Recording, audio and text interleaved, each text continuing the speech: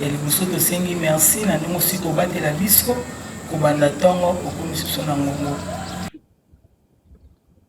ya solo nkasa oyo nazali na yango na mokolo lelo ekomami na lopoto me moke tokolimbola na lingala na mwa ntango oyo organisation to direction générale ya UJIKI apesi ngai na yango kotanga ezali boye na kombo ya tata mwana mpe tata moliomo centre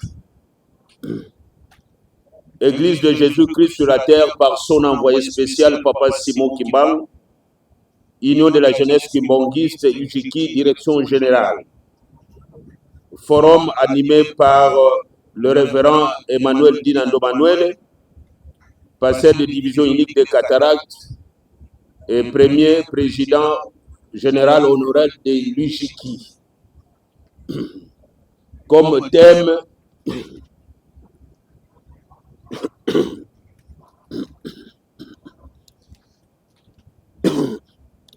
la jeunesse face au kimbanguisme. Au nom du Père, du Fils et du Saint-Esprit, chers jeunes kimbanguistes, responsables religieux et invités de marque, le livre de Timothée, chapitre 4, verset 12, écrit que personne ne méprise ta jeunesse, mais sois un modèle pour les croyants, en parole, en conduite, en amour, en foi et en pureté.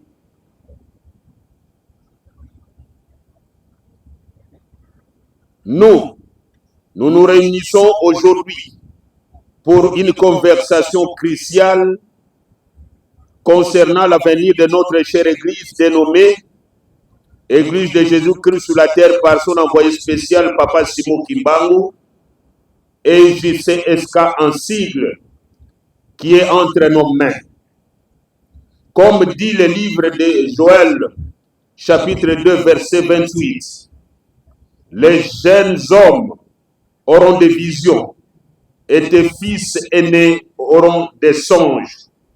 Fin de citation. Cette jeunesse n'est pas un simple groupe d'âge. Elle est la sémence divine plantée par nos pères spirituels. Nous incarnons à la fois son présent actif et son futur que Papa Simon Kimbangu voyait en Banza Sanda, que Maman Mwilu Kiawanga a évoqué en Kamba, que le Bamboala et plus précisément Papa Joseph Dangenda Koutima a vu à Lulabour à travers la vallée des Heures, ainsi qu'actuellement que Papa Simon Kimbangu évoque souvent dans ses prises de parole avec la célèbre phrase frissonnante Nakosala Nabanani. L'évangile selon Matthieu, chapitre 21, verset 16, ne dit-elle pas que la bouche des enfants proclame la louange parfaite? Raison pour laquelle j'interviens dans ce forum en tant que pasteur et premier président général honoraire de l'UJIKI ou bien de la jeunesse kimbanguiste. Cher papa, maman et distingués invités, dans cette dissertation qui, certainement, ouvrira des échanges des idées, nous commençons par épingler le problème majeur qui nous a poussé à nous réunir en ces lieux, le centre kimbanguiste d'accueil et de conférences de Kinshasa.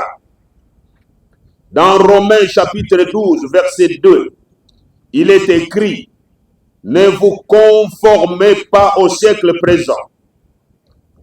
Quoi de plus normal que la jeunesse kimbanguiste soit confrontée à plusieurs défis et dérives sociétales nous rapprochant de la mondanité profonde. Il s'agit donc de l'idolâtrie, de l'individualisme, de l'acculturation, l'engagement tiède, etc., etc. Face à cela, il nous est utile de nous unir en esprit pour méditer et lutter afin de vaincre le mal sous toutes ses formes. La redynamisation de la jeunesse Kimbangis est alors une nécessité car nous sommes la lumière du monde. Nous lisons Matthieu chapitre 5 verset 14 incarnant la trilogie Bolingo, Mibeko, Misala.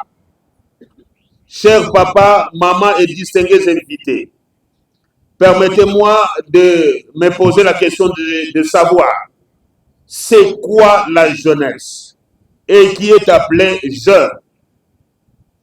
La jeunesse est une période de la vie difficile à définir de manière absolue, car elle varie selon les contextes culturels, historiques et sociaux. La jeunesse est à la fois une tranche d'âge variable selon les pays, est à la fois une étape de vie qui donne la transition ou bien l'apprentissage. Elle est aussi, donc la jeunesse est à la fois une expérience subjective, énergie, idéaux et incertitude. La jeunesse est à la fois aussi, et enfin, une catégorie sociale et politique, mobilisation politique de la jeunesse. En empruntant, j'allais dire, la pensée d'Albert Einstein, physicien américain d'origine allemande, qui dit « La jeunesse n'est pas une période de la vie, elle est un état d'esprit. » Nous pouvons affirmer haut et fort que la jeunesse Kimbangis est un état d'esprit à la fois psychologique et spirituel marqué par la curiosité des jeunes de tous les mouvements, associations, groupes et services qui ont compris la volonté de Dieu à travers la Bible, à travers le magistère, donc les écrits et messages et paroles, et puis les cantiques Kimbangis. La Bible, le 10 septembre 1921 en Banzansanda, Papa Simon Kimbangu a laissé la Bible qui, grâce à ses écrits, nous aidera à discerner les actes de ceux qui sont venus nous apporter, et les écrits aux principes moraux y contenus. Aussi, il faut qu'un voleur soit saisi avec l'objet qu'il a volé. Il ajoute, je cite, « Nous aurons notre propre livre sacré dans lequel sont écrites des choses cachées pour la race noire et le peuple Congo. Un longi, c'est-à-dire un instructeur enseignant, viendra avant mon retour afin d'écrire ce livre et préparer l'arrivée du roi. Il sera combattu par la génération de son temps.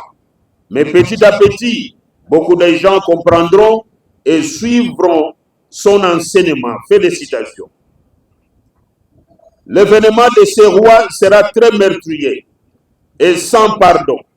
Senlongi avait donc pour mission d'instruire et de préparer le peuple Congo.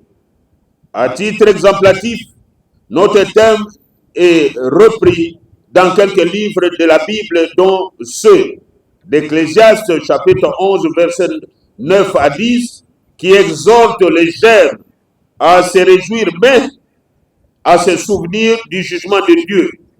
De 2 Timothée, chapitre 2, verset 22, qui demande aux jeunes de fuir les passions de la jeunesse et de rechercher la justice, la foi, la charité, la paix.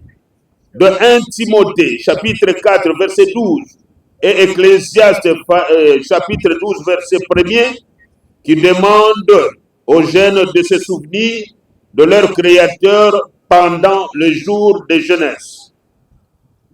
Donc le premier point, comme je disais, que nous avons parlé de la Bible que Papa Simon Kimbangu nous a parlé depuis le 10 septembre 1921 à Batassanda. Le deuxième socle qui constitue le kimbanguisme, c'est le magistère. Le magistère voudrait dire les écrits, le message et le parole de Papa Simon Kimbangu, de Bamvoila et de Papa Simon Kimbangu Kiangani. Exemple, Nazali ngunza te kasi nazali ntumwa. Ça, c'est une expression que Papa Simon Kimbangu en arrêt lors de son jugement le 3 octobre 1921 en Mbanzangu. Suivez-moi aveuglement, ça c'est Papa Dangeda. Nkele amukuikizi sabu c'est Papa Kwambanza. Momo katulenda ko beto nzabi yani ulenda mo c'est toujours Papa Kwambanza. Tokolonga kaka car la victoire est certaine, c'est Papa Dangeda Kuntima. Moto na moto alanda tatana ye, ça c'est Papa Simon Kimbangu Kiangani. Le troisième socle qui constitue le kimbanguisme, donc la doctrine kimbanguiste, ce sont les cantiques kimbanguistes. Ces cantiques kimbanguistes inspirés de Dieu relatent le passé glorieux, le présent vivifiant et le futur certainement radieux de notre Église. Nous les kimbanguistes, nous prédisons l'avenir par ces cantiques. À titre d'exemple, Bisonde Bilombe, ça c'est un titre réservé à une des chansons kimbanguistes. Yondeko Ojaliko Bongisa Nzoto, Bongisa Pe Moli Monayo. Ça c'est un autre titre. Vous êtes les ambassadeurs. Ça c'est encore un autre titre. Nous avons pris ces trois titres à titre exemplatif. Chers papa, maman et distingués invités, le kimbanguisme est à la fois une religion chrétienne africaine et une doctrine spirituelle spécifique. Mais sa classification exacte peut varier selon les perspectives théologiques, historiques et sociologiques. Avec une structure hiérarchique. Pour cette structure, nous pouvons nous rappeler que à la tête, nous avons les chefs spirituels et représentants légaux. Nous avons le pasteur comme dernier grade au niveau de l'église. Nous avons des diacres, des catéchistes, des concierges, des membres. Oui, ça, nous avons des membres, donc des chrétiens tout court, ou bien des croyants. Son culte a des rites propres. Il a des fidèles spécifiques. Il a son lien saint qui est Nkamba, Nouvelle-Jérusalem, le siège administratif et social, le berceau du kimbanguisme, etc., etc. Il est une doctrine par son interprétation identitaire et exclusive du christianisme et de ses enseignements spécifiques dont les trois piliers, j'avais cité la Bible, le magistère et les cantiques inspirés. Ce sont ces trois piliers qui constituent le kimbanguisme.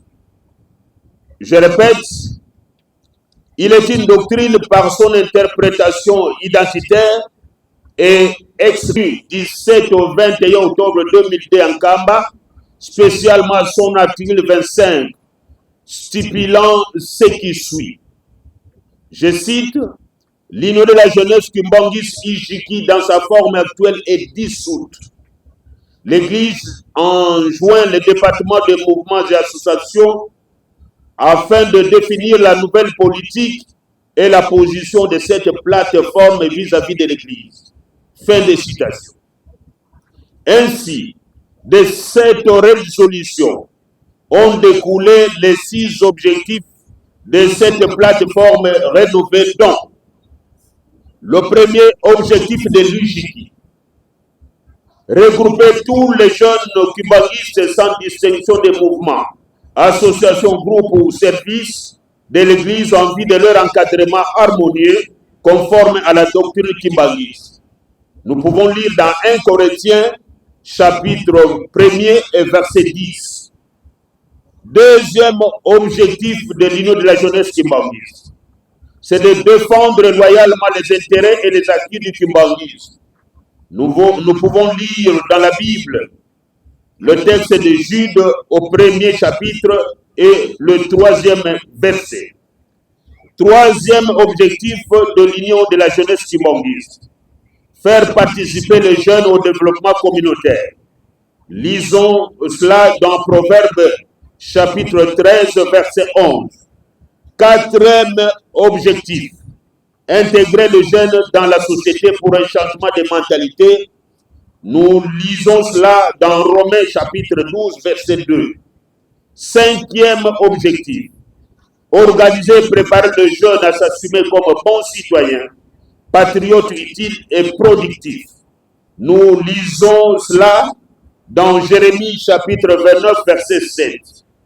Sixième objectif de l'Union de la jeunesse kimbanguiste, c'est de collaborer avec toute organisation aux objectifs similaires. Nous lisons ça dans Ecclésiaste chapitre 4, verset 9. Voilà les 6 objectifs qui ont été donnés à l'Union de la jeunesse kimbanguiste après que nous avions été bénéficiaires de différentes résolutions qui sont sorties de l'Assemblée générale tenue en Kamba 17 au 21 octobre 2022. Et c'est là, vous vous êtes souvenu que l'Église a chargé le département des mouvements et associations en vue de donner à cette plateforme une nouvelle politique et une nouvelle position au sein de l'Église. Donc, je vous ai lu les 6 objectifs. Je continue. Atteindre ces objectifs, c'est répondre aux aspirations de sa divinité, Papa Simo Kimbangu, Kiangani. C'est cela la nette thérapeutique que notre jeunesse peut bénéficier. Nous y reviendrons dans les lignes qui suivent. Mais à propos, pourquoi l'UJKI a-t-elle été dissoute pour donner naissance à la nouvelle formule d'aujourd'hui? Que lui a-t-on reproché? C'est la question que nous nous posons souvent. Qu'est-ce que nous avions reproché à l'UJKI, l'ancienne formule emportée par la dissidence de Mukoto 87? La réponse est la suivante. L'UJKI, ancienne formule, s'est vite transformée en un groupe de pression agressif qui ne savait pas répondre conséquemment à la majorité de ses objectifs précités. Elle commençait à s'écarter en copiant la jeunesse mondaine par un manque de respect face au Bambuta, par une insolence verbale généralisée. Au lieu que le monde nous copie, car nous sommes une nouvelle civilisation, un renouveau spirituel. À ce propos, posons-nous une seconde question, celle de savoir s'il existe une jeunesse mondaine différente d'une jeunesse spirituelle. Oui, on peut distinguer une jeunesse mondaine et une jeunesse spirituelle, bien que ces deux dimensions ne soient pas toujours strictement séparées. Elle renvoie à des priorités, des valeurs et des modes de vie différents. 1.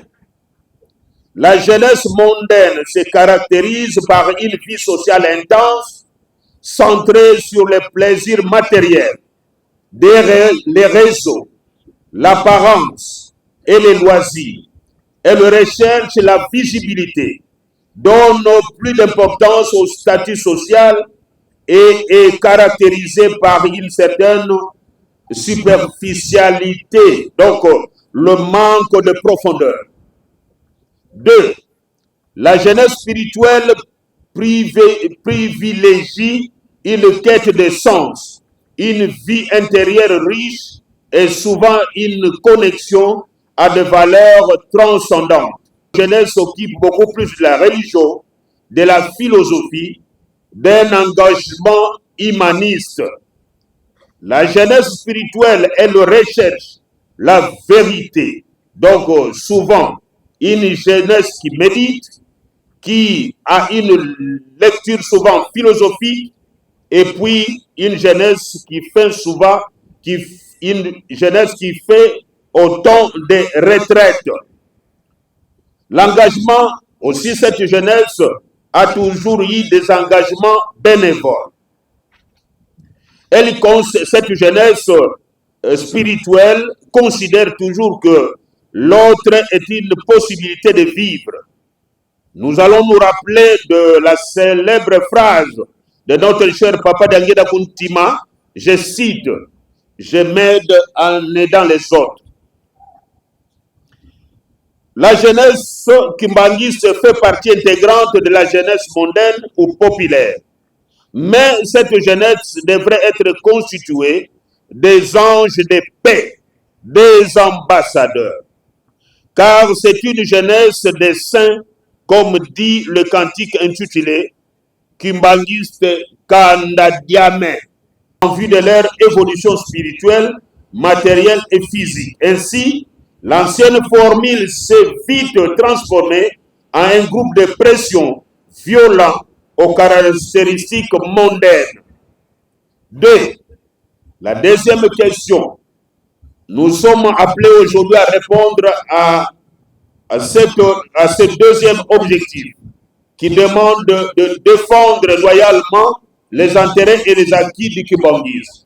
Est-ce que le jeune d'aujourd'hui, l'Ijiki actuel, défendent-ils loyalement les intérêts et les acquis du kimbangisme?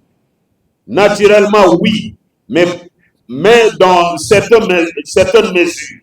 Bien qu'à l'heure du numérique et dans la mesure du possible, la jeunesse actuelle fournit un effort pour défendre les acquis de l'Église.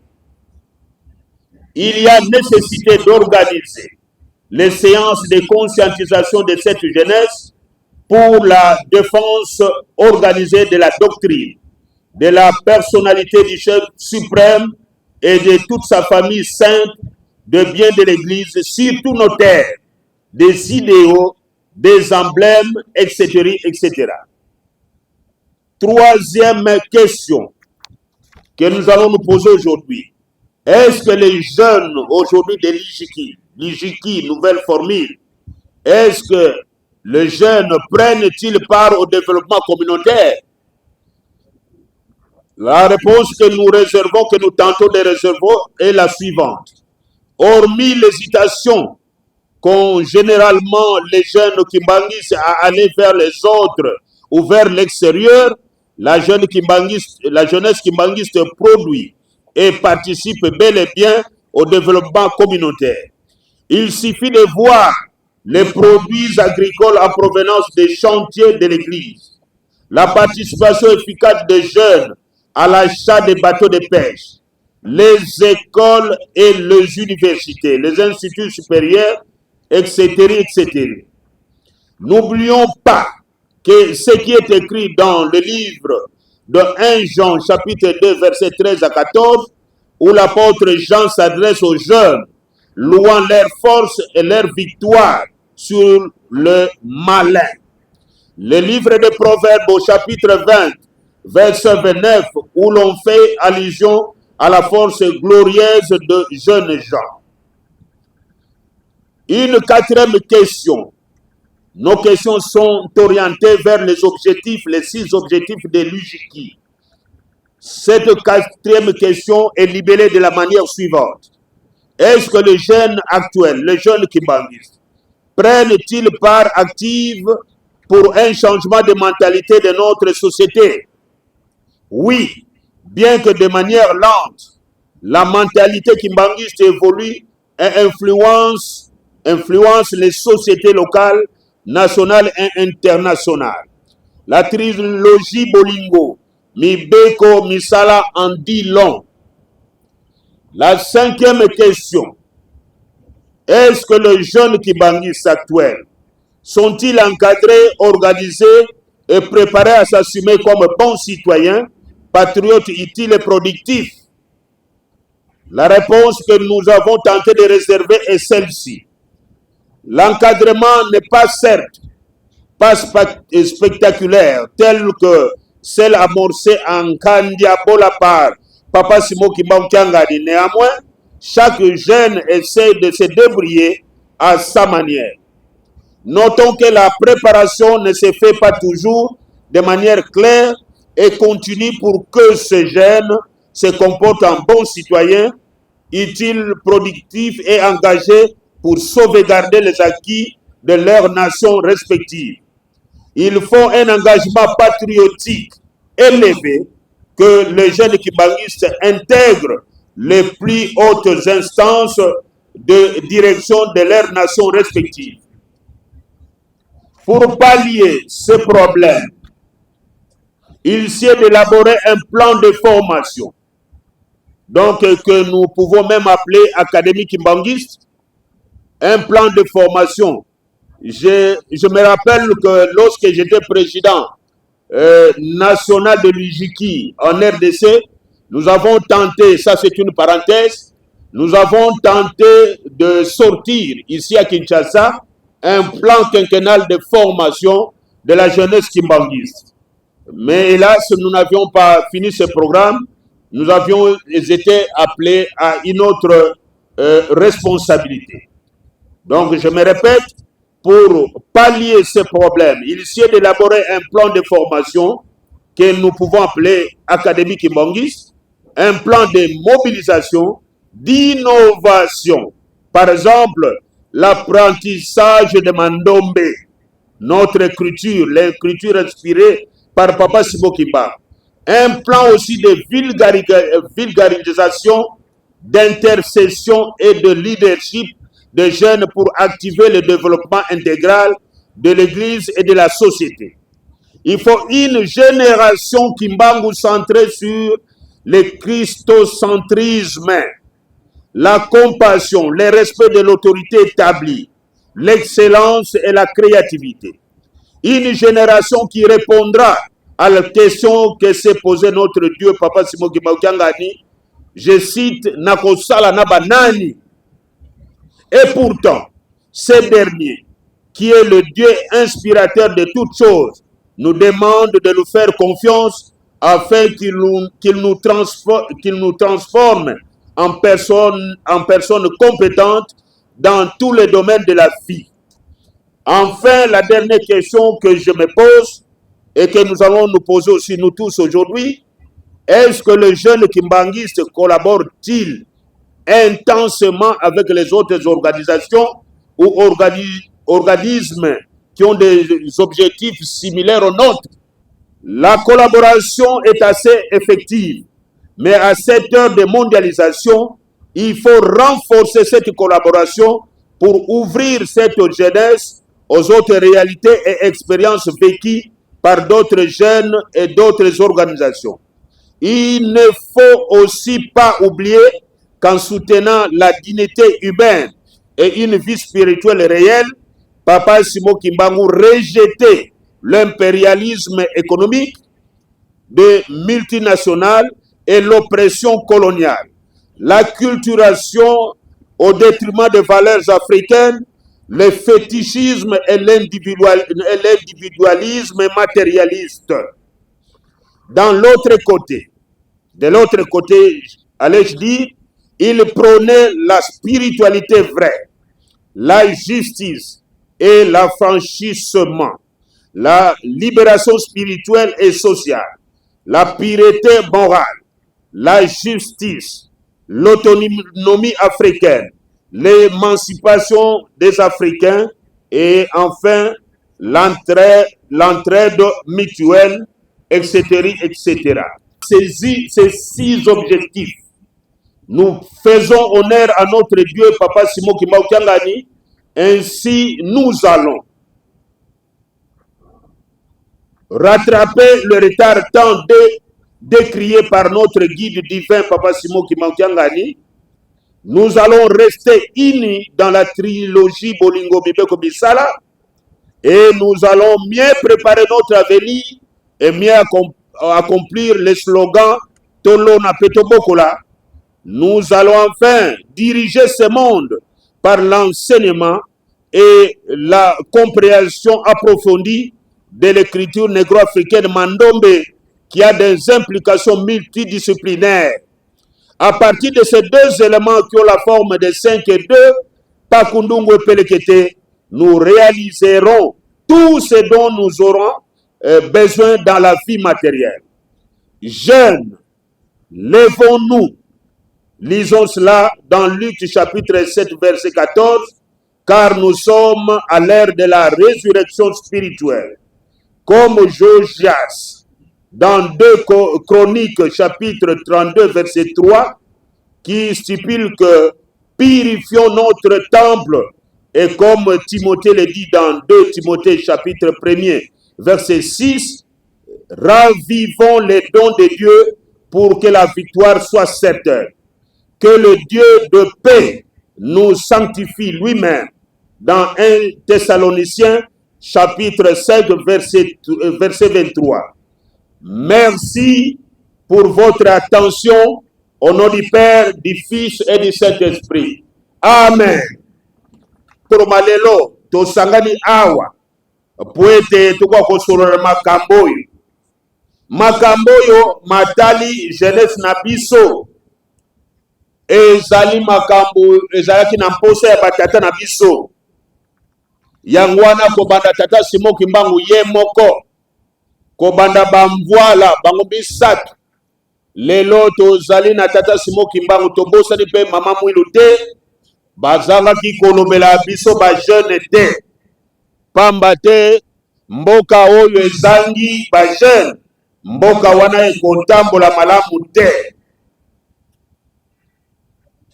Yangwana tata Simon Kimbangu tango azokumituna tata Simon Kimbangu yangani na kosala na banani biso ba jeune il faut tozwa liloba wana na esengo nyonso yangwana batata pe ba mama lelo mama na likambo to uti kolobelawa oyo ya koloba na biso jeunesse kimbangiste face ya doctrine na biso le kimbangisme. Liboso na lobiete le kimbangisme o ezali doctrine evandi na makamu misatu ya minene ezalo kola nzungu batie pona kolamba ezalaka na biso bakongo balobaka makukwa misatu ndenge balobaka lingomba pe evandi na makukwa misatu RDC Brazzaville pe Angola. Doctrine ya lingomba na biso le kibongis evandi na 3 socle. Socle ya liboso oyo tata Simon Kimbangu ye moko alobaki na biso na tikeli bino Bible. Okoki kozala kibangisi ya solo te soki olingaka mukanda oyo te Bible. Socle ya mibale to deuxième élément ya doctrine na biso ezali le magistère. Le magistère ezali maloba makomi ezala baletre circulaire ya mote ezakola kitete wana eza maloba musatu pe makomi ya musatu ya moto bengi magistère. Na suka na uti kolobete banzembo na biso eza na place de choix. C'est pourquoi toyoka kete koyemba ezali kosambela mbala mibale yango pe ezaki monduki makasi mpona bana Israel yambana tomonaka na makambo etali la partie liturgique na biso ya liboso koyoka totanga loyembo na Dawidi elikoloba eza makambo koyemba batata pe bamama ezali na ntina makasi.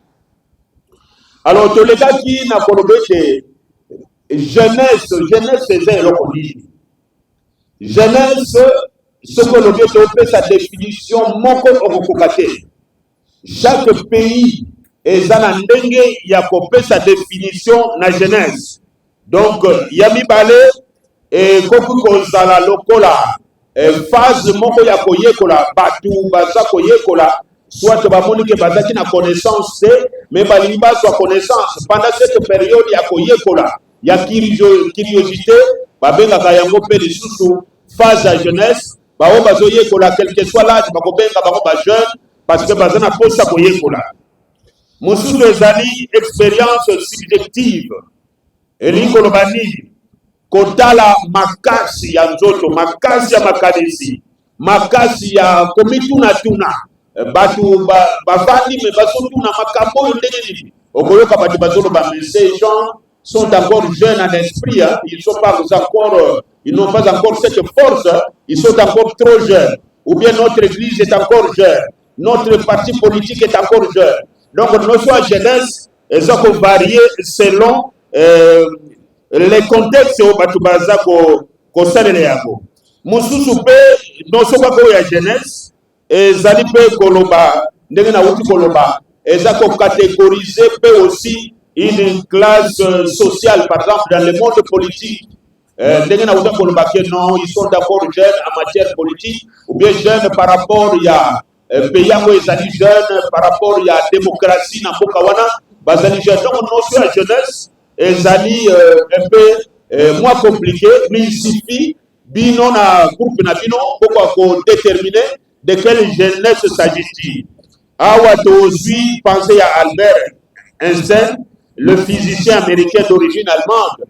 Celui-là a dit que la jeunesse n'est pas une période de la vie, mais elle est un état d'esprit. Biso na kalisi na kati ya lingomba définition oyo yango eza ko interesse biso. Ijiki ou bien la jeunesse qui bangise ezali makambo ya agité, eza makambo etali l'état d'esprit. Tozali koyoka ngo mingi na papa Daniel obe papa Simoki bautanga ni récemment tango ba papa Nzumba sabazaki na envie azola tata wa Nzumba sadeko bomoni wana za jeune soki na bengi bino na rencontre ba jeune liko ba tata pe ba mama nyonso tu ya battant d'âge nyonso tukoya. Donc notion la jeunesse est voie na lingoma na biso comme étant un état d'esprit. C'est comme ça qu'il faut prendre ça, parce que soki za bongo te ko ba ah etali ba jeune ko bona ba tata bambuka na biso banganga me bako s'intéresser. Et pourtant tata mokonza pour les yeko total âge na ezali papa conseil dirait que papa bezadre âge na ezali, mais aujourd'hui à ce net moment basa na nkapa na rencontre ba jeune bango moko bazali ko diriger yango. Donc la notion de la jeunesse au niveau de l'église qui bangis ezali compris comme étant un état d'esprit. Donc une école, donc l'IGI comme telle est considérée comme une école de formation de gens dans les domaines purement spirituels et parfois même moral, et ce qu'on peut un peu plus loin jusqu'à développer par point où ils allaient lier dans le monde scientifique. Donc c'est possible. C'est quelque chose seulement que les animateurs qu'on a tellement pour que les jeunes poussent. Naoundaki koloba na pesa ki détail makasi na lopoto et que la Bible, le magistère et puis la chanson qui parle c'est yangote ezali doctrine wana nasi na lobeli yako. Alors nakende mwa lombangu motuna moko komituna kabili pourquoi les résolutions il y a 2002 na 25e résolution balobi était l'IJIKI dans sa forme actuelle, donc l'ancienne formule de l'IJIKI. Parce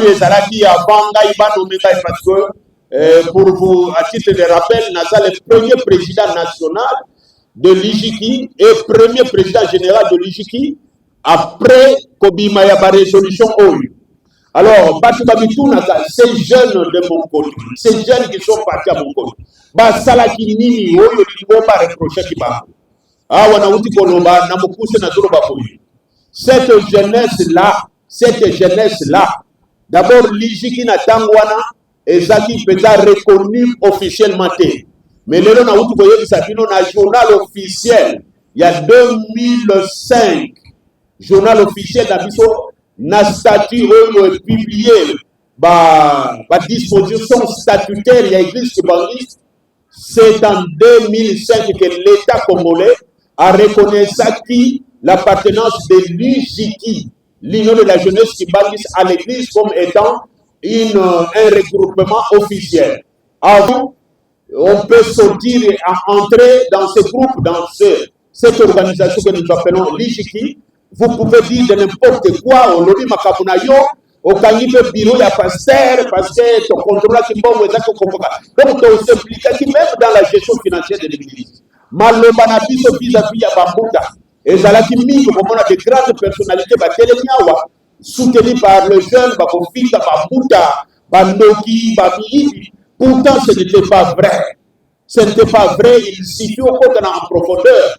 Oyeba ndenge nini bambuta baza kotambola pasi nini baza komona. Au contraire, il a fallu to meka ko récompenser pasi na bango batambusi na assistance ina donc assistance moko ezala permanente pour que tout se passe à bandaka zabena biso. Mais à ce moment-là, ce n'était pas ça. À titre d'exemple, mokolo moko na vandaki na Nkamba na kendeki nazalaka président ya construction ya mira maya sima au niveau de Fritis nazalaki na Nkamba. Tata Fouambanza a disponibilisé Jeep moko mituka ezaki ebele te, mais maintenant à cette occasion-là Jeep ezaki kaka moko. Maintenant deux groupes de gens il faut pas y awa na Kinshasa. Le premier groupe ezaki constitué na papa Zungasa na papa Samba, il faut pas y na Kinshasa. Le deuxième groupe était constitué de dirigeants, deux personnes que j'étais les noms ici, je ne voudrais pas faire leur publicité. Mimba Lewana, Bangope Balobi Foubayan Nkamba, parce que certainement, président pour du mais membre du comité, il y a ici de cette époque. Jeep et Téléminanda Kotombe, la Kamunkoto Nkamba, Sikoyo, il faut camion que les papa Zatia. Bambuta Mimba Leba Télémi, Bajen on a fait Téléminga, on a dit quoi assister. Qu'est-ce qui va se passer ici? Bajen on a Balobi Bambuto, Bakokete, Bazabandoki. Biso tokomata allez chauffeur démarrer ba mati ba kei ba muda ba tigani. Moi je pense qu'à ce net moment cette affaire là ne peut pas se passer dans l'église parce que l'ijiki oyo eza ijiki ya tata Smoki Mbangu Kiangani. Donc nous avons beaucoup d'égard envers Banganga Nzambe, beaucoup de respect envers nos parents, quelles que soient nos erreurs, mais en tout cas que sommes mécanants kopesa lokumu kobana na tata konjabule etangu wana pe papa Fouambanza akotinda likako bajeni bakoyoka na bangote bakoyoka batu moko boye oyo bazali pe lokola batu moko baza na pouvoir bazwa bajeni wana en otage. C'est pourquoi va se retrouver de l'autre côté. Donc l'église en assemblée générale va comprendre que non, on ne peut pas continuer avec un groupe de pression comme ça. D'ailleurs ce groupe n'est pas reconnu, n'est pas au niveau de nos statuts de l'église. En tout cas, nous préférons Tokanda Yango. Et donc, l'IJK ancienne formule, résolution abomi à mon article 25. C'est comme ça qu'on a demandé au département des mouvements et associations, qui était dirigé à cette époque par papa révérend Zinga Kitsukuru, de donner une nouvelle politique, donc de créer une autre IJK, avec donner aussi sa place, sa nouvelle place au sein de l'église. C'est ce qui a été fait. Tata Mugonjaboule à Selakina département Yango va travailler effectivement avec la nomination du comité le tout premier comité. Ngamoko Nazaki président au niveau national. On a travaillé ensemble, on a proposé au chef spirituel en regroupant toutes les données au Boyoki. Papa a approuvé Yango. Par exemple, une démonstration et approbation en 2004. En 2004, étant donné les statuts de l'Église, où l'Église a déjà accepté la nouvelle IJK, en 2004, pendant que c'est un discours dans le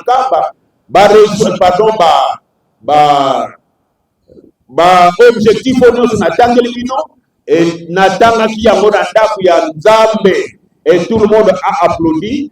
À cette époque, Mokonzi Labiso a un parlement aujourd'hui, Azalaka président, il y a secrétaire général, il y a un parti politique. Donc Azaka na biso na Nkamba na Fetuan. Ba oyo tolobia o attribution ezalaki ki ya kobomba na te, yango nde tozalaki kolanda. Alors, motuna moko ezaliawa na attribution yango est-ce que lelo bino président posant la pose à fait yango donc na dina no ba objectif wana ba okomona ba bolo ko la président ba na dirigeant bamususu bazalaki lokola baflitis mais baflitis ya jaune rouge mais mikolo bakoti mpena na vert et blanc okomona bapie gauche na mikolo elekaki komona lokola pie gauche mais ya noir et blanc mais mikolo oyo bakomi mpenza vert et blanc mokotala boye ce ne sont pas d'équipement. Mais qu'est-ce que l'Égypte fait pour que fléau ici là? Pendant que le deuxième objectif est le défendre loyalement. La défense loyale veut dire quoi? Batata que ma maman pour défendre loyalement les acquis, les intérêts de l'Église. Qu'est-ce que cela veut dire? Et n'insultez pas. Notre Église est non violente. Vous devez vous référer au texte, c'est-à-dire l'État Zali. Qu'est-ce que l'État dit à Matali? Par exemple, en Blaine, il y a une association sans but lucratif, le de l'Église qui bondit.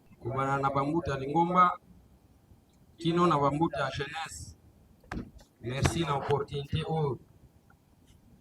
Lenge, tous les qui vous poser question. Na bengami na kombo Papa Wankusa Wei Taylor. Nazali deuxième vice-président ya Ijiki ya paroisse ya Mitendi commune ya Mongafula. Tolandi forum na biso epa ya papa pasteur alobeli en français ake alimboli biso na lingala. Parmi nyonso alobi nazana ba question mibale. Question liboso à propos du chef de mouvement ndenga épinglé yango pamba te jeunesse et vandi na ba mouvement nde mutuna nanga pa papa révérend pasteur pourquoi depuis 2005 ndengo lobeli biso yango kino lelo ba chef de mouvement nyonso o balekaka na ba pouvoir wana conscience ezalaka kaka te po ete bateya bana po ete balamuka nini esalaka bango soki bakomi bakonzi na bamouvement po ete bakoka su koteya bajeune te po ete baya mokolo mwa mardi na rencontre eloko wana eyaka mpona nini wana première question. Deuxième question, yo lingomba mokano nini ozwaka poto yo ki toto monaka vraiment Ijiki batu babomi yango ba chef de mouvement boko limbisanga ba konza ba mouvement mais naza flitiste mais na omona ke Ijiki mukolo wa mardi ekufeli na ba mouvement soko koti na ba paroisse mardi okoyoka mawa elingomba nini o proposaka na ba chef de mouvement na par rapport ya baye bakambaka tala mwa mituna mibale nazalaki nango yango wana na kombo tata mulio mosantu amen.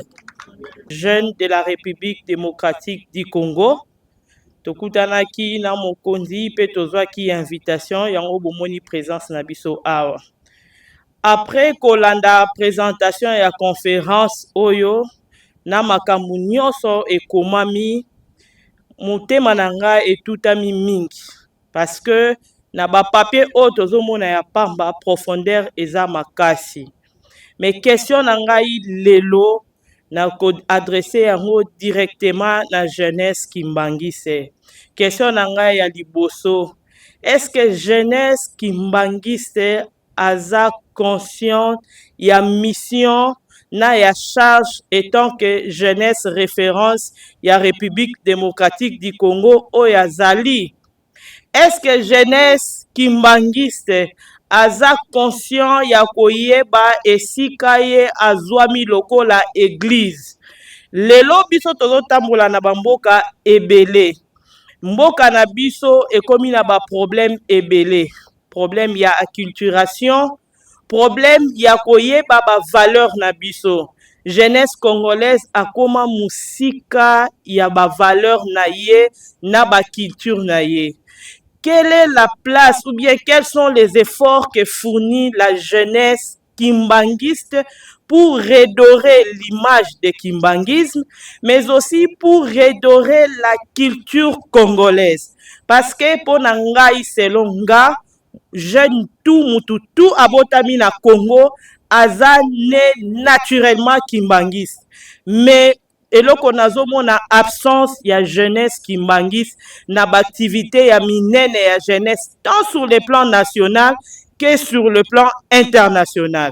Ma recommandation, chers jeunes Kimbanguistes, vous avez un devoir et un lourd devoir que de redorer l'image de Kimbangi, c'est que nous avons connu quand on était petits, mais aussi vous avez une grande mission que de porter haut le message de Papa Simon Kimbangu, ainsi que les valeurs que prône l'église kimbangiste, parce que ce sont des valeurs si à la base, toute la jeunesse de la République démocratique du Congo et de l'Afrique s'imprègne de ces valeurs, nous aurons une jeunesse renouvelée et une jeunesse fière à défendre la patrie. Vous avez un devoir, n'oubliez pas que vous avez les outils que vos enseignants vous donnent.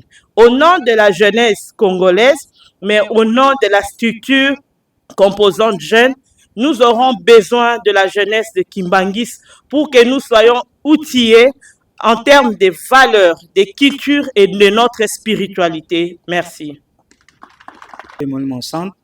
Kombo nangai papa etumesa. Merci pour na maloba. Na komba tata mwana pe monimo centre. Kombo nangai papa etumesako papi. Nazaka na mutuna moko ya muke en ce qui concerne paroisse Delvo, Mbinja Delvo, commune d'Engalema. Bon, mutuna nangai eko basé sur Mandombe. Nayoki na Mandombe, bazolo bakino, bisonde tokoya ko apprendre batu ya libanda pona baye ba Mandombe. C'est sûr et certain que Mandombe ezali pe richesse ya biso bakimbangiste et surtout les Congolais et les Noirs en général. Parce que mboka oyo soki elingi se développer, il faut bazala na église authentique. Là de 1, 2, il faut bazala na langue authentique. 2 et 3, il faut pe bazala na écriture na bango moko propre. Ne toza komona na Chine et na tant d'autres pays. Bon, toujours le dressco Mandombe pour nous-mêmes le Kimbangis dans l'église. Aussi longtemps tozali komona na ba paroisse na biso na ba banderole na biso tozo kokomela kaka ba écriture ya bapala ya bapaya pardon. Siko proposition ezali boy. Il faut to banana kokoma na Mandombe et après to traduire yango na ba écriture ya bapaya. Tant na ba paroisse na biso nyonso tokomi na Mandombe. Muta koleka atangi abisa c'est quoi ça? O écriture nini? Tant que autant en assez à moni en français à comprendre. Si on cause la intéressé on écriture nini? Yango na sugi boye na kombo tata moi na pe mon santu amen. Papa Mboyo Lipasa cameraman à Ratelki. Aza mondimi anyanga. Question na ngezali boye. Ce qui peut vous adresser na bakonzali jiki ou bien na bakonzali ngomba bako sanga na bapesi réponse. Tozali komona journée le 6 avril toza ko sepela. To yambaki mupaya moko awa dernièrement. Alobaki eloko moko ya bien. To atiraki attention te. Biso bakimbangiste tozo 6 avril na volé na biso kaka ya bakimbangiste. Or comme fête moko comme na renommée internationale. Ce question na ngai naijiki na bambuta bali ya lingomba bazali a me respect bambuta programme nini o église asali apesi na l'état pour que batangisa yango pour jusque là tout peu moi le faire ni na bisoka faire bakimbangisa asuki na wala yebite donc programme nini o église a proposé d'enseignement apesi na l'état pour que balakisa bokili mobimba to RDC Momba journal le 6 avril ezalaki ni le salama du jour. Merci pour la question. Wana pe tata molimo mosantu ngai komona nga papa Kwansambu mepadi naza fritiste na Afriki Kasavu. Question na ngai eza si Mandombe. Toyoki papa mokonzi auti koloba clair ke na Mandombe nde ekosala biso batu minene to lolenge nyonso o tokolinga tozalela. Question na nga eza boye. Mandombe tokozwa ngo kaka awa na isiki te. Mandombe eza na place tozwa kango. Est-ce que eza na moyen oyo ndenge iziki esangisi ba mouvement ba groupe ba association pe ba service awa eza na moyen moko bokoki konome bakonzi oyo bapesaka mandombe bayaka na ba mouvement na ba association na ba service bapesaka cour wana. Est-ce que eza na moyen? Question na ngezalaki bongo na sisi bongo na kombo tata mwana pe molimo santo. Amen. Bonsoir à tous. Na kombo ya Nzambe tata mwana molimo mosantu. Kombo na ngai maman Fifi Luyola Nzuzi, présidente générale ya groupe de volontaires kimbangistes et sympathisants. Ya solo na sepeli na exposé ya papa na biso révérend Dina. Motuna na ngai ezali boye. Na 2023, na décembre, je crois, vers la fin de l'année, Papa Simon Kimbangu Kiangani Tata Mokonzi Aboule alobi tobandeli à zéro. Tango tokomi na mars 2024, précisément le 22 mars, alobi tobandi ko compter yango lelo. Alors, ce qui tozongi sima, nous allons voir que la jeunesse a beaucoup joué dans l'histoire du kimbanguisme. Depuis le 6 avril, Tomoni Mama Ndombe, Mama Mikala Mandombe, elle avait 12 ans, donc elle était jeune. La prise de conscience, ezali eloko o eza aki et pas nabiso ba kimbanguiste, potozwarango plus tôt. Mais fort et regrettable que aujourd'hui, ceux qui totali même en 1958, avant Bankole, Bakokako Zonga, c'était un groupe de jeunes à l'époque mené par Papa Nabiso, père à son âme, Luntadila, Bakotisaki, ba lettre, Ndenge, rappelé Biso 5 objectifs, il y a jeunesse. Cela, il y a Ujiki, pardon. Cela veut dire que Ujiki doit défendre les intérêts et les acquis de l'Église d'une façon non violente. Bangope ba utilisaki o ezali ba moyen wana ba komelaki l'État par rapport ya ba connaissance o bazalaki nango na charte ya Nations Unies tomonaki ba liberaki ba relégué bango nyonso bazongaka progressivement na bamboka na bango. Kasi lelo ndenge na lobi c'est fort regrettable tozomona jeunesse na biso ekwei makasi. Ekwei makasi na ndenge nini tout au long ya exposé toyoki yango. Nous ne défendons plus les intérêts de l'Église. Jeunesse ça continue na distraction makasi. Pona kowelela ngonga motuna ezali boye. Bambuta ya Ujiki, vous avez une grande responsabilité. Bozali ba sentinelle, ndenge ba rappeler biso yango sikoyo. Quels sont les moyens et les stratégies que vous avez mis en place de manière ya ko conduire jeunesse na biso po azonga na ba objectif na ye. Tobo sanate ba parler biso sur la citoyenneté. Quand on nous parle de la citoyenneté, ezali pe na civisme na kati. Quand on nous parle de civisme, cela veut dire que nous pouvons aussi accéder à des postes politiques. Donc il y a beaucoup d'ambition dans cette église. Il y a beaucoup de potentiel. Il y a beaucoup de capacités. Nanzela ya Ujiki nde il faut canaliser ba compétences nyonso ba jeune bazali na yango. Musala ezali mukiete ezali ya munene. Nako sepela soki bambuta oyo bazali kotambolisa Ujiki sikoyo ba expliquer biso vision na biso et comment ils peuvent remonter cette pente afin que nous puissions avoir une jeunesse dont le monde entier peuvent compter et attendre. Nasuki sibongo na kombo Nzambe tata mwana pe molimo mosantu. Kotuna bambuta pwete bapesa biyano.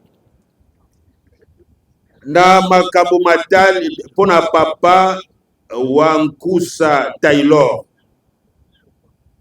Na kanisi ya uti koloba makambo ya tali ba chef de mouvement depuis 2005.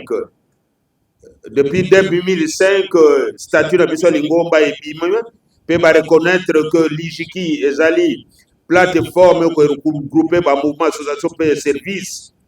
Mais constat ezali ke baseplika mpenza te na makambo oyo etali ijiki pendant que lelo na uti ko rappeler te baza na bango ba sentinelle ou bien toza ba sentinelle ponga pe naza directeur général nazali sentinelle côté ya mandombe sentinelle donc compagnie wana ya ngai te nkolo compagnie azali mais bakobenga biso na rencontre toyaka te et puis lingomba asalaka biso eloko te alors qu'est-ce que lingomba a réservé na bato ya ndenge wana tata mokonzi abule ye moko aza na nkamba aza na rencontre na papa conseiller direct mais responsable ya mouvement na association na groupe na service na minute oyo avandi na ndako na ye est-ce que moto ya ndenge wana azali motambusi wuwino question oyo ndenge na uti koloba ekei na lingomba ngo mpe kombo na ye nani na yebi te donc total likambo na malamu parce que bah, responsable des mouvements, vous allez remarquer la composition du comité actuel au niveau général.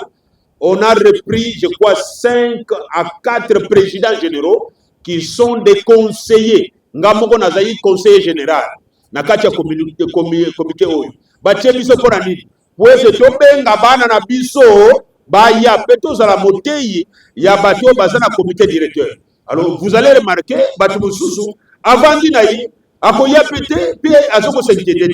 c'est comme ça que tu lances un vibrant appel na lingomba pour te battre la mission du Kapoyo. Président ya Ijiki tango a remarqué que na ba rencontre président on a yakate, pe groupe na ye yakate, je crois qu'il peut faire ensemble avec biso ba conseiller, to pe si rapport, pe to pe si na lingomba pour na kolakise te mutu wana azali ko mutsa. Biso te me azako mutsa lingomba na tata mokonzi lingomba. Je crois que na ndengo na makambo makotambola na kanda te meto fungula mitema pote likambo na biso ebonga pona mama Mayuba bakomo musuboli bisa soki na kozwa ko penda te koni ou bien Tony ye a lobby jeunesse kimbangiste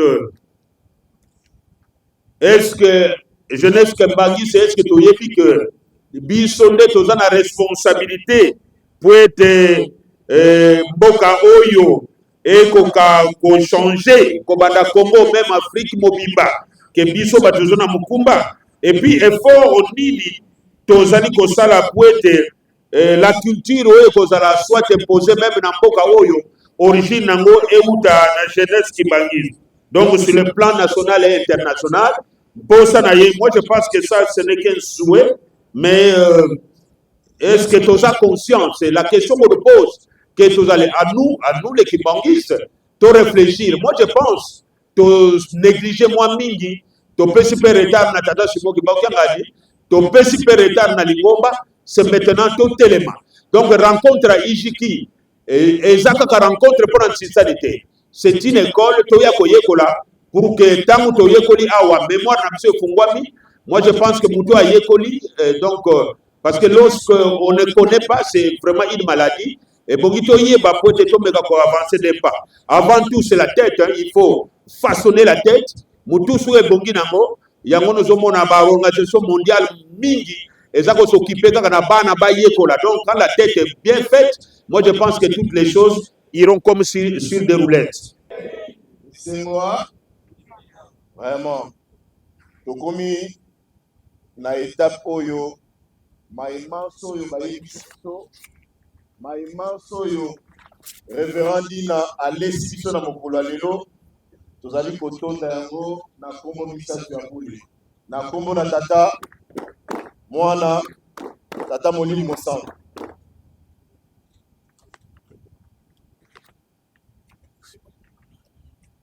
tokokende mpena na lombango tozala na bizaleli ya malamu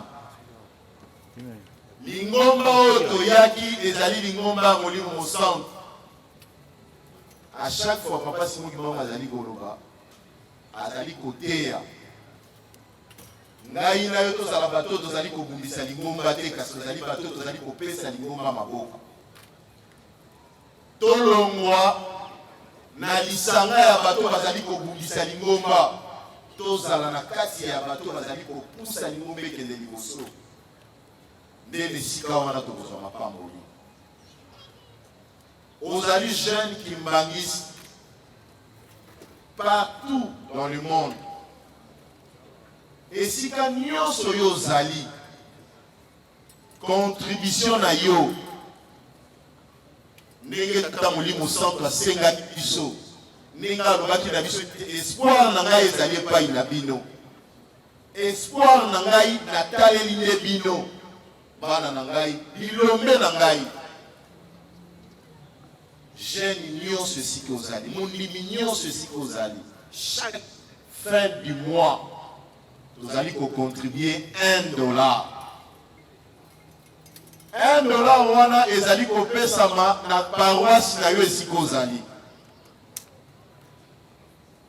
Liste ezali kosalema déjà fin du mois yango ekomi pembe, versement ekosalema awa na centre recueil na bureau ya province ya Ijiki ya ville de Kinshasa. Liste esalami ya bandimi nyonso ya paroisse na yo, yondo ozali président ya paroisse ozali kokamba. Liste wana koyela biso te kaka boyo ye biso kaka liste okomi opesi biso te. Liste wana faut la prouver na pasteur ya paroisse. Liste salami bandimi bapesi mosolo na bango, bakombo na bango ekomami, pasteur ya paroisse approuvé yango. Directement et mateli biso na direction provinciale. Biso tokomati yango na direction nationale ainsi de suite. Qui est comme la direction générale. Tous à la bana ya botosi. Tokokende musika te ba communiquer tozalaki nango ya kopesa yango wana. Tosilisi na kombo na tata mwana pe tata molimo centre. Amen. Fliki bongama. Tokomi na tango ya kopesa na mbote.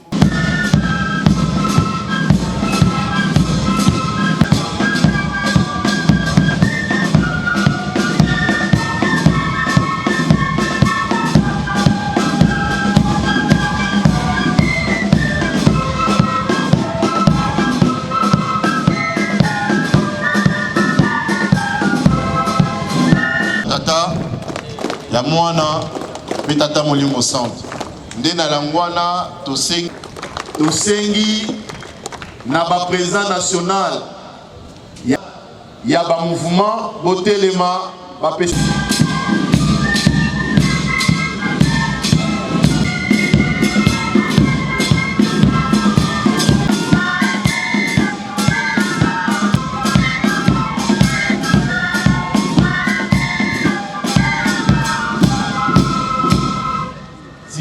tata ya mwana tata molimo centre Fliki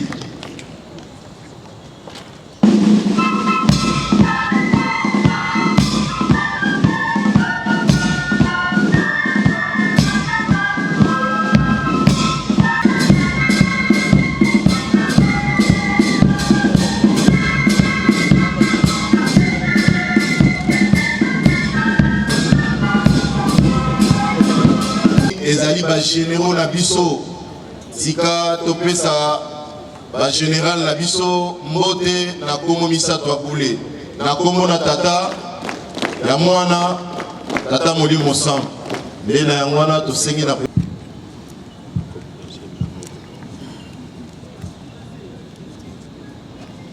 Imbangisme oye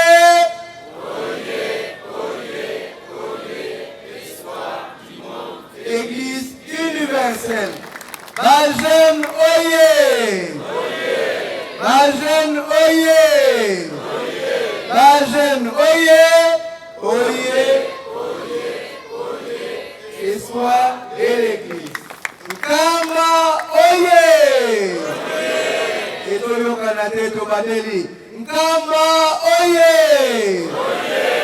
Nkamba oye! Nkamba oye! Oye, oye, oye, Yerusalemi, Nyamba, Ikunanga, Tatanzambi, Fumuisu, Bon, bongisa siko mungongo, walo lobaki na fier, nengo lati veste, siko yokosa na veste. tokomi sikoyo na suka makambo. Tata Simon Kimbangu Kiangani, oye! Tata Simon Kimbangu Kiangani, oye! Tata Simon Kimbangu Kiangani, oye! Oye, oye, oye, Tata Simon Kimbangu Kiangani, mwana belela, wasola, waelisola, Yandi kaka, Yandi kaka, Yandi kaka. Merci beaucoup. Na kombo ya tata mwana pe molimo mosantu. Et c'est pour ça que tata mokonza boule. Uta le 6 mars 2025 au atelemisa bakambi ya sika oyo bakokamba jeunesse na niveau mondial na nation ya RDC pe na ville province de Kinshasa. Nakanisi tolandi exposé ya papa orateur oyo komona ezali révérend Dina Ndomanuel. Ye azali pasteur responsable ya division unique ya Mbanzangungu. Mbanzangungu bimba yende azali kotambusa yango ayaki pe ye moko te. Musala nzambe esekaka mama pe azala pembeni ayaki na mama. Ye azali premier président national et général ya UJIKI. Yango tobengisaki ye aya kopesa biso mateyi kitoko. Soko tali na kati ya mikanda oyo tokaboleli bato okomona ke makambo oyo akomi na kati ezali réponse ya bakestion nyonso oyo bato batuni ndenge auti koloba ngo mosusu ezali mingomba mosusu ezali bakambi ya UJIKI me tokozongisa nyonso lelo te. Au fur et à mesure tozali koya barencontre et au fur et à mesure tozali kozwa réponse ya makambo nyonso oyo epesami na kati. Tata mokonza boule ayambi biso le 15 mars 2025. Ye moko apesi biso ndenge nini esengeli totambusa jeunesse. Ye moko apesi ndenge nini esengeli jeunesse ezala. Tokokende mopanzi te, tokolanda kaka oyo tata mokonza boule alobeli biso tosalela. Biso tozali kosalela oyo ya tata mokonza boule pe oyo lingomba azali koloba. Bajeno ye! Bajeno ye!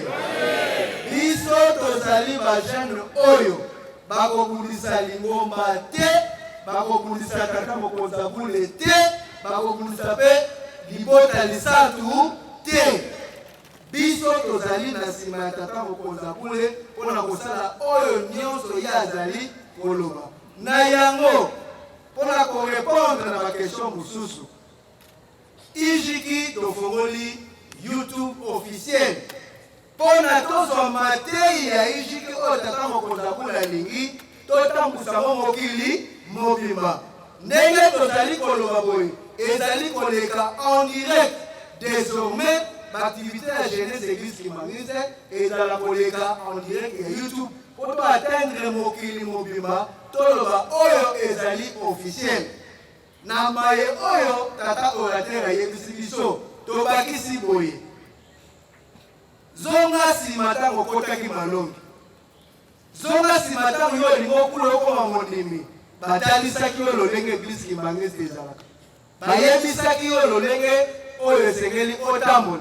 Mais lokolo umeli otali okomi na 5 ans de kokula okomi na 10 ans de kokula okomi na 20 ans de kokula yo kanisi lokolo sali 20 ans de kokula okoti na famille sainte obandi ko corriger obandi ko loba loba yo le chef de famille toboyi ezaleli wana toboyi ba jeunesse ya bongo ndenge tata orateur alobi moto oyo abandi kotuka lingomba moto oyo abandi kotuka tata mokonza boule na bakonseiller direct moto oyo abandi kotuka libota lisantu malgré tofundaka te mais ezali na baméthode oyo esengeli komona motu kotalisa ye nzela ozokende ezali nzela mabe tokokanga susu maboko te na motu oyo azali kosakana lingomba azali kosakana tata mokonza boule azali kosakana libota lisantu.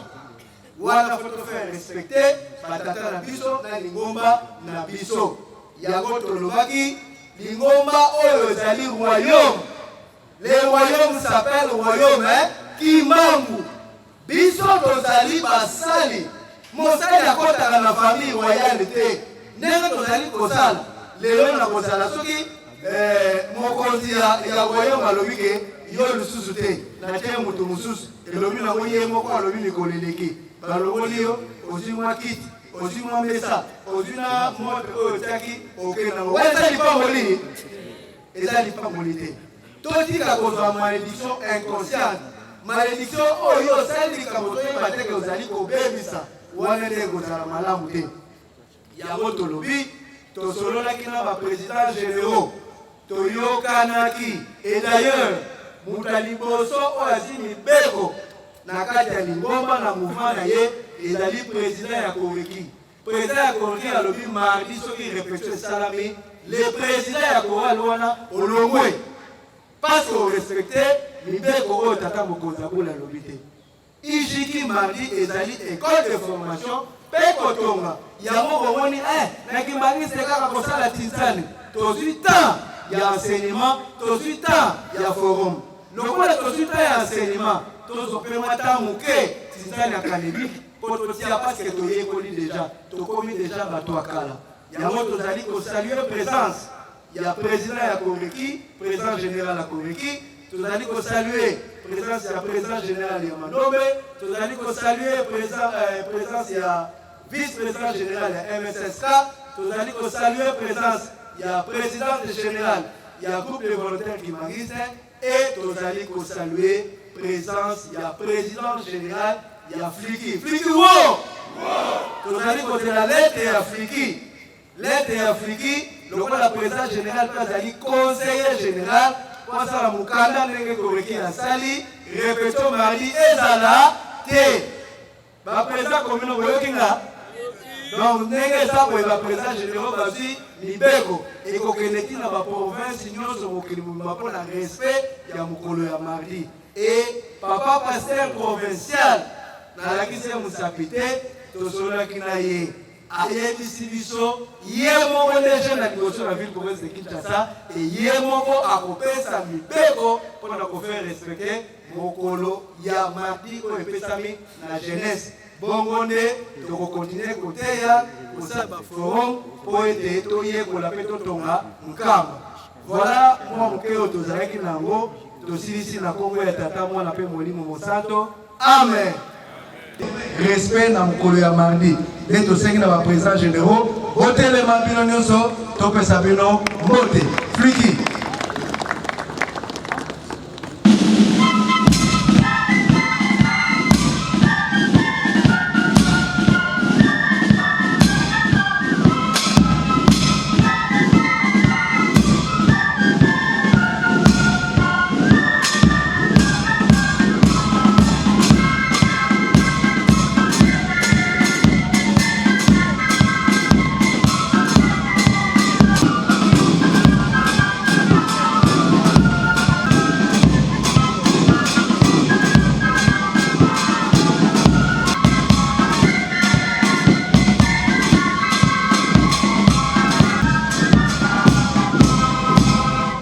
Tosengi topesa ba président généraux présent na kati ya rencontre ya lelo mbote okomba tata mwana pe molimo santo okomba tata ya mwana molimo santo tozali ma collaboratrice mama Mayuba ya composante jeune otelema elongo na bandeko nyonso balandi yo Fliki.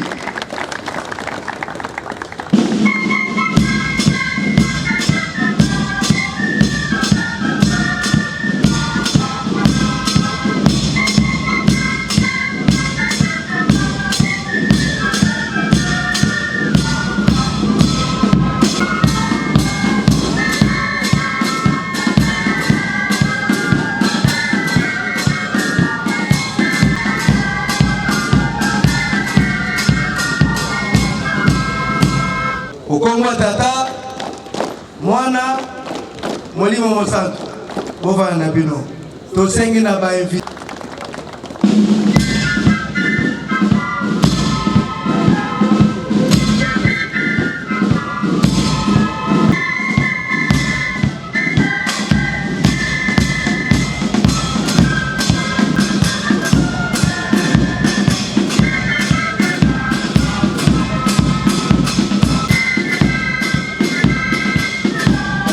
molongona tosangisi papa Odilon Kawala ye azali PDG ya Kawaling Production.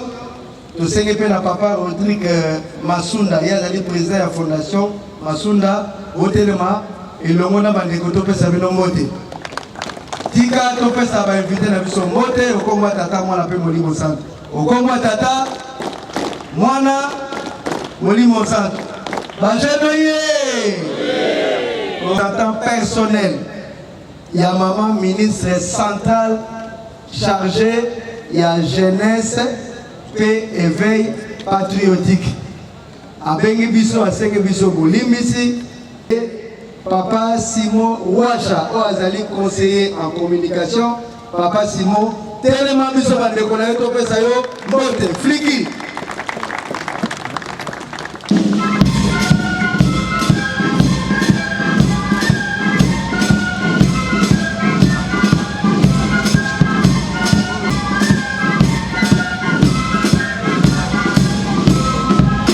La jeunesse mote okongwa tata mwana pe Molimo Santo. Okongwa tata mwana Molimo Santo. Papa vana na yo. Kimangisi mutata mokonza bule apesi biso usala ya kusala. Pe alakisi biso ndenge ya kusala. Totourne toke tozongi totourne pona suka tolo baka invitation. Yeba yebisi biso oh.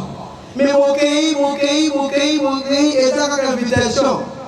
Pona lokumu ya papa Simon Kimbangu na kozanga te nyonso kozala likambo ya jeunesse na kozala wana parce ye azali jeune oyo azali kosala mosala monene ezali komonana na kati ya université Simon Kimbangu.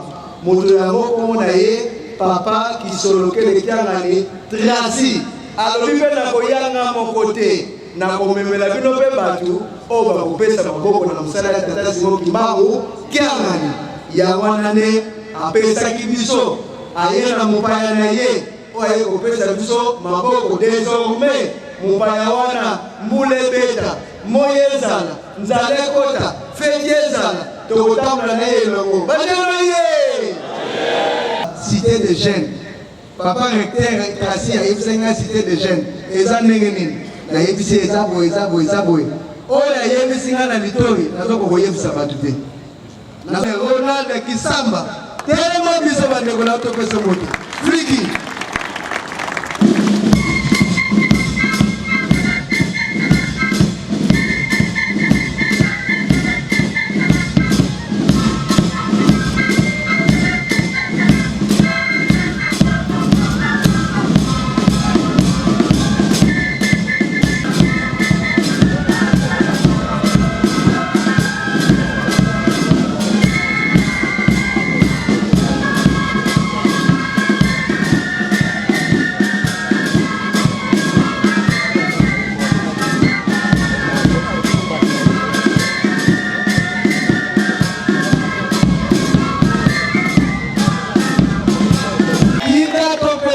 Mbote okongo ya tata mwana pe Molimo Santo ye azalaki na nkamba tango akutani na tata mokonza bule. Biso tozalaka soko za likambo ezotungisa yo pa tata mokonza bule ofukami obandi koloba me ye mbala liboso akutana tata Simon Kimbangu Kiangani alali mbala moko na mabele ayebisi papa soko pamboli nga te na kotelema te. Imagine ye etamo bapamboli ye balobi nga oyo bapamboli ngai nga mpe kokama na poshi te ekobima mpona mosala ya tata Simon Kimbangu ka voilà topesa ye mbote okomba tata mwana mpe Molimo Santo. Okomba tata mwana Molimo Santo. Papa honorable to invite yo Papa Simon Kimbangu Kiangani oye. Oye. Papa Simon Kimbangu Kiangani oye. Oye. Papa Simon Kimbangu Kiangani oye. Oye. Oye. Oye. Papa Simon Kimbangu Kiangani mwana wela wasola wale mizola kaka yelaka yani kaka. Bon, il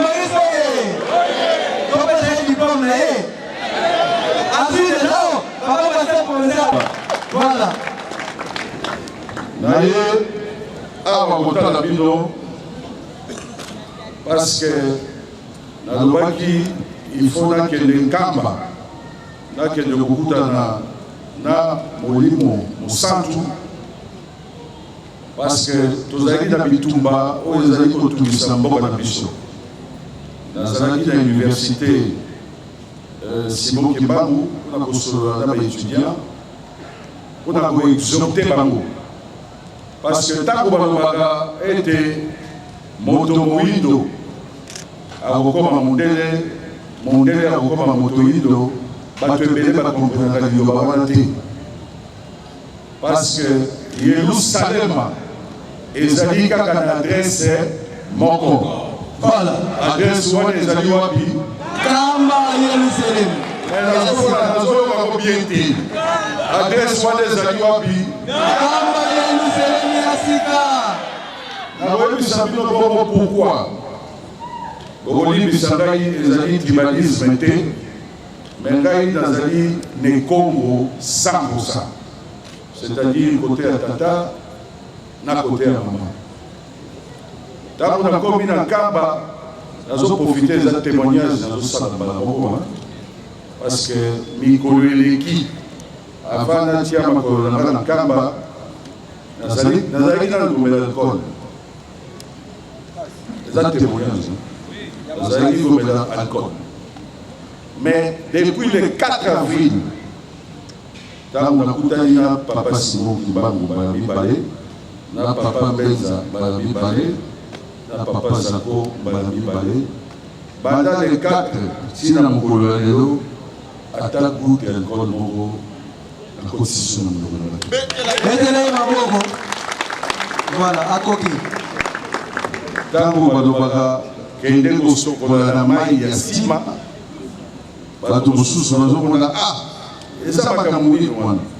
Ngai nakoti na mai ya nsima na se senti déchargé.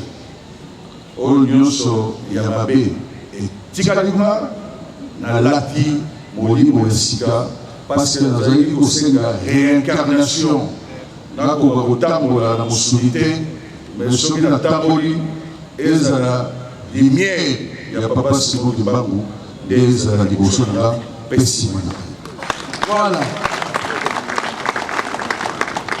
Awa nazali kobongama na kosenga pa mokambi provincial ntango ngai na kamba nasengaki na bi eske nga nakoki kokende kolia mpe communion te te nanu okubi te yango nalingi nakota malongi. Betele ye maboko. Mundime sika. Akokotela groupe Fliki. Voilà. Tokoya sala théâtre na cheteki Fliki. Oubien tokote na MSSK atele marasima papa. Ato bibi. Cheteki te. Mungo oyo pesa ya koyemba te. Eta ya Fliki. Nakota malongi mpona botama ya sika na église oyo ezali église ya yambo ya mboka na ngai, oyo ezali église ya yambo ya Afrique, oyo ezali église ya yambo ya monde. Voilà. Tosololaki na papa Charles mpona mabongisi na makambo oyo ezali kosalama kotonga nazabisaki nalobaki ngai na kotala likambo wana bongo te parce que tokendaka bamboka misusu toke kotikela bango mbongo, mais mbongo na biso oyo tosalaka na motoki na biso esika ya liboso ya kotika yango eza kuna ifo kotika elembo na nkamba parce que elembo wana ekotikala libela bato bakokufa, me nkamba ekotikala seko na seko. likambo oyo nazalaki ya kokabola na bino yango wana ntango papa Fumu Charles Kisolokele asololaki nanga deja batia nkamba nayebisaki ye na kozanga te embouteillage ezalaki makasi lelo nazalaki na njili côté ya inondation ezosalema parce que tozali kosala banquête epuis koaccompagne baka ya basinistre natiki mutukalaka na balabala nazwi moto nalobi na matambangu il faut nakoma na 16 heures juste nakomaki mutu liboso na 16 heures juste à part président général. Tout à fait. Merci. Parce que l'imbangisme ezali liboso probité morale. Kimbangiste ezali sincérité.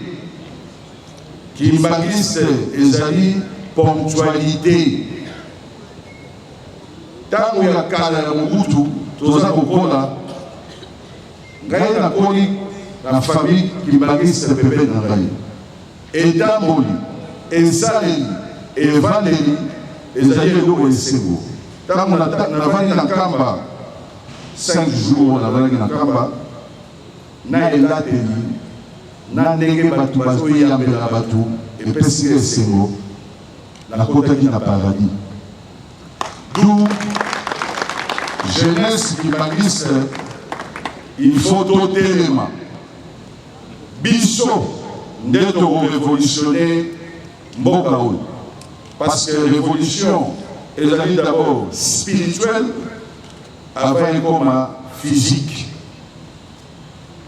Papa alobaki insistaki il faut kende il faut zala wana parce que nayambi yo naponi yo il faut osangana na bandeko na yo mpo bokoka kobongisa misala ya église bokoka kobongisa misala na kati ya ekolo na biso tokozwa mikolo tokomata koorganize mpe en intelligence na président Charles Conde milulu na ndenge na touche particulière oyo nga na koya nango mpona bakisa na kati ya église mbongo na ngai ekokende lisusu esika mosusu te yango na bandeko na ngai awa na misala mpo église nakosenga bosambela mingi mpo ete mboka na biso ekoka kozwa kimia parce que tozali kotraverse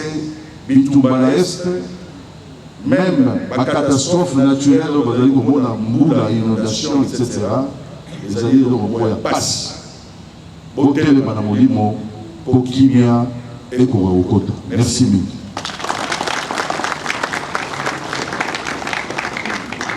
Sur laquelle on a dirigeant, ils ont déjà bien fait. Vabas, hein? Vabas. Alors, madame l'église, si on fait ça, on loue et on a la chorale nini.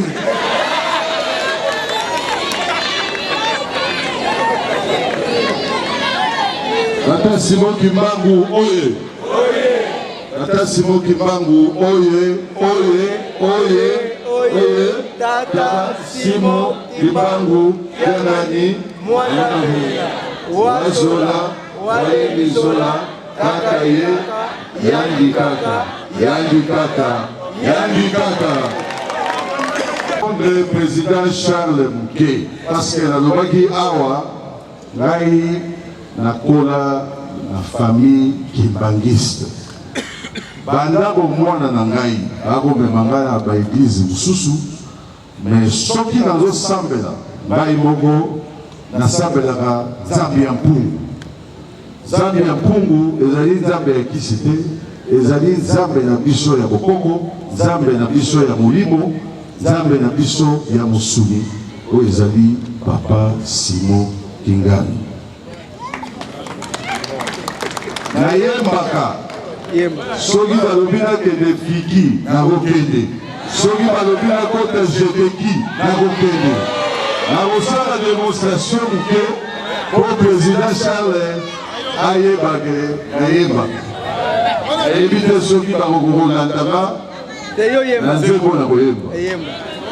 Ozali nzambe londo yebi pasi na biso asi aza kosa C'était qui?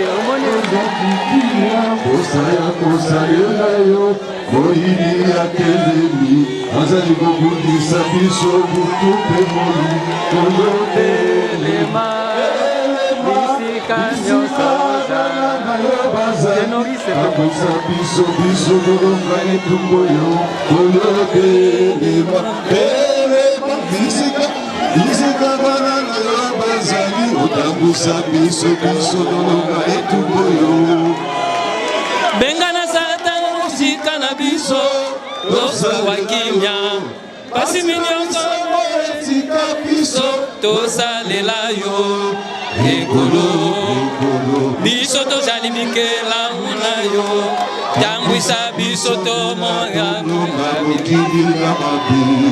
Ekolo, Biso to Jalimikela Unayo. Latisa bisonguya Merci.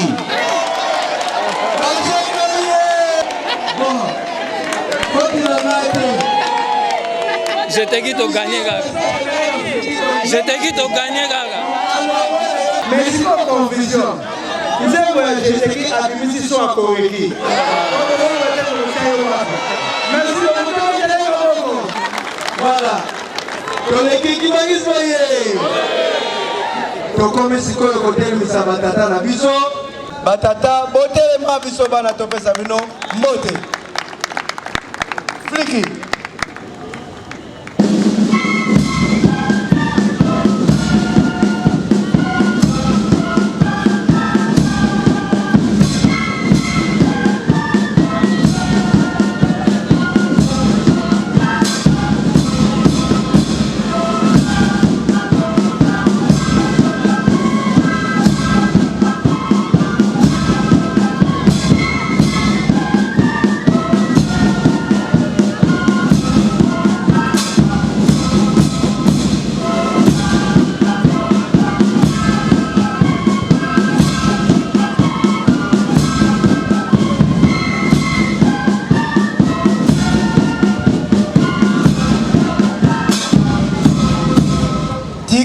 Topesa batata na biso mbote okombo ya tata mwana pe molimo santo okombo ya tata mwana molimo santo nde to invité papa oya ngai mulai esuki awa na kombo ya tata mwana pe molimo santo amen.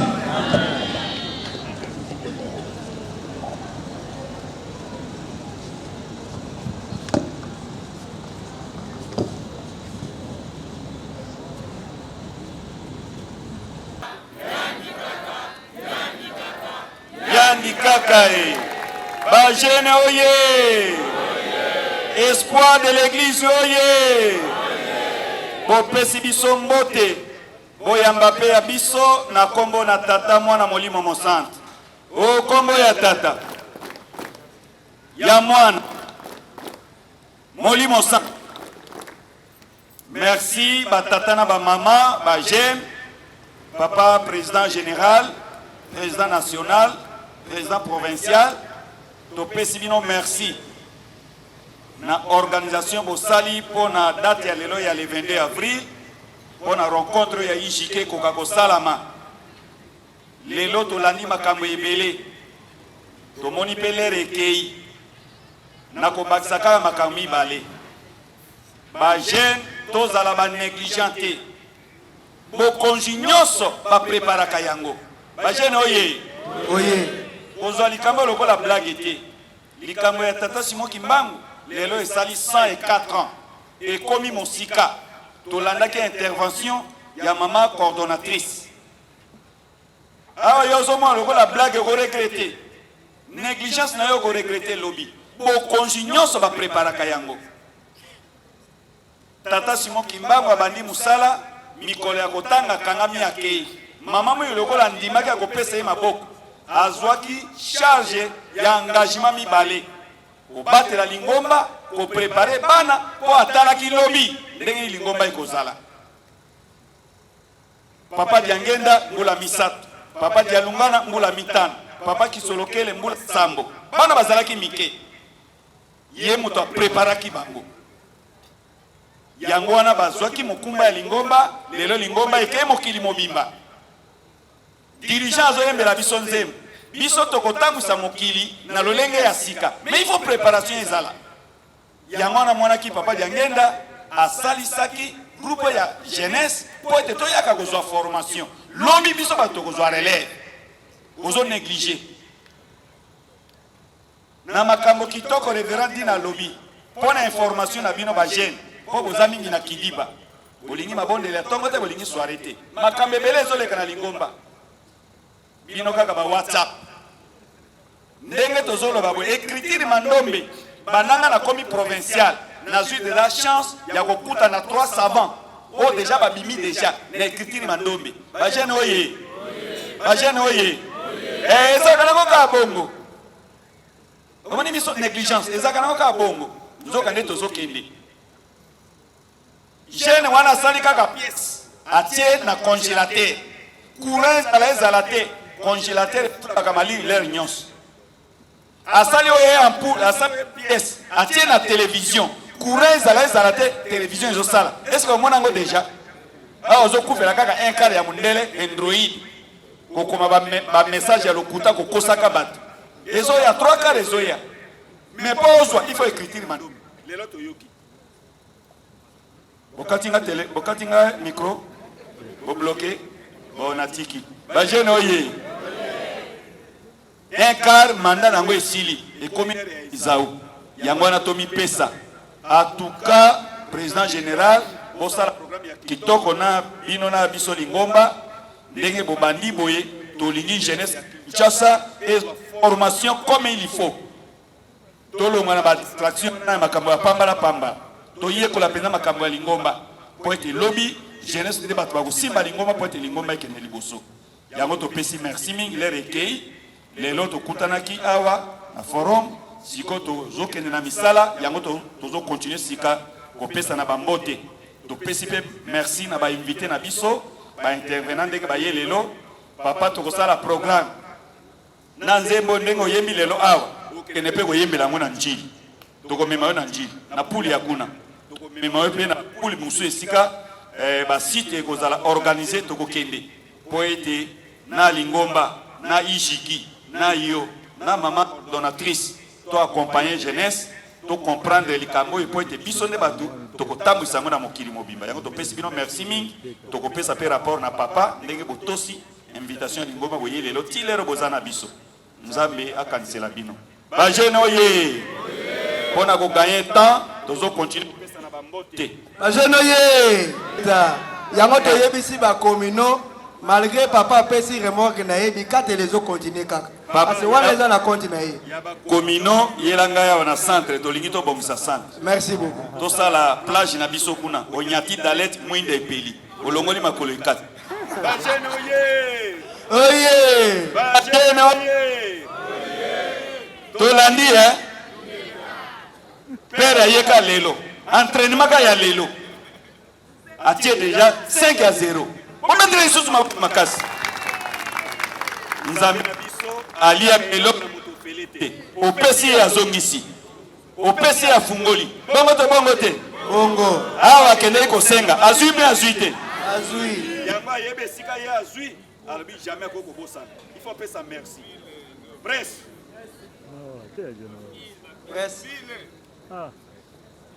presse faut changer micro boko makasi ebimaka ezongaka papa ekozonga lisusu ebele turu ya nsima weya na 2 remorque ata 3 mibale ekenkama moko etika na centre to moderniser centre nzambe apambola yo azongisa ebele tozokontinue na bambote tomonaka meme na nkamba bambuta na biso ya collège ya cabinet tozokontinue na bambote tomonaka meme na nkamba bambuta na biso ya collège ya cabinet na rencontre bazalaka permanent ndenge mpe lelo président abongisaki basite awa toza na président délégué du collège na bambuta nyonso ya collège toza na bango président yango tosengi na papa président na bambuta nyonso ya collège kotelema biso bana topesa nyongo te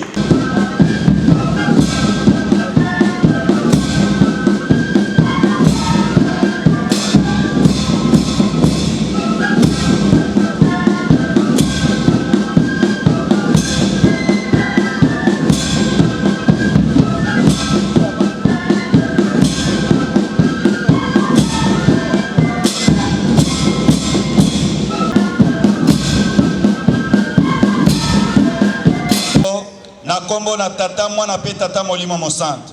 O kombo ya tata ya mwana molimo santu.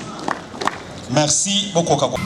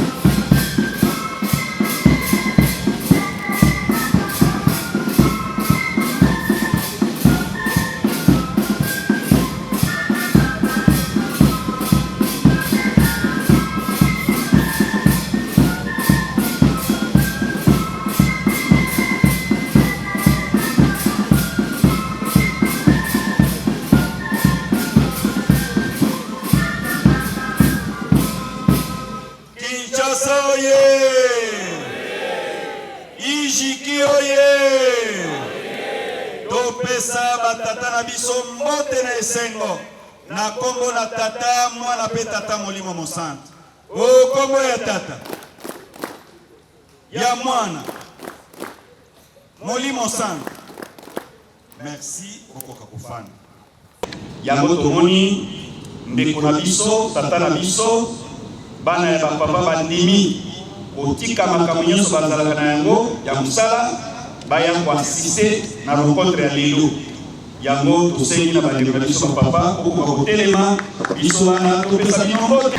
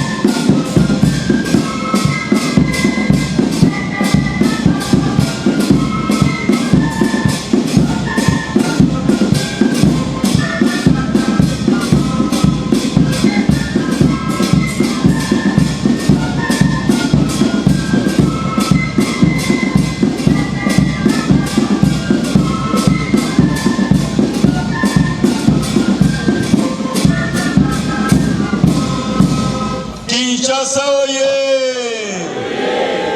Ijiki oye! Topesa batata na biso mbote na esengo na kombo na tata mwana pe tata molimo mosantu.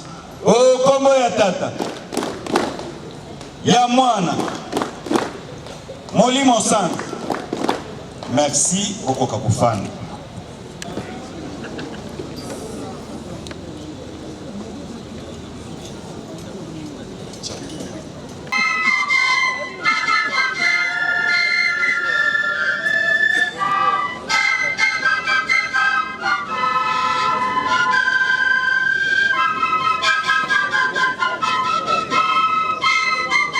Président communal Tobongama déjà. Omisana déjà Kiseligela par Pakwas. Kutani Moamba Funa la district ya Lukunga. Lukunga ezui Lingwala.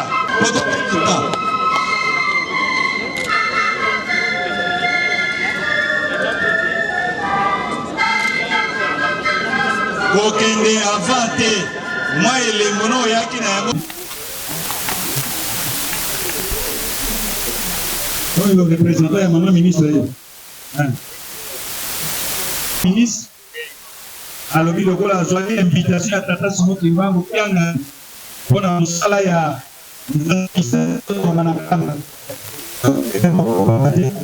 mondele asala kanton paroisse Kinga batia kombo na ye alingi mpe kombo na ye mpe komama na nzanza misali wana ayei na $500 papa tende na papa ye ebina ebele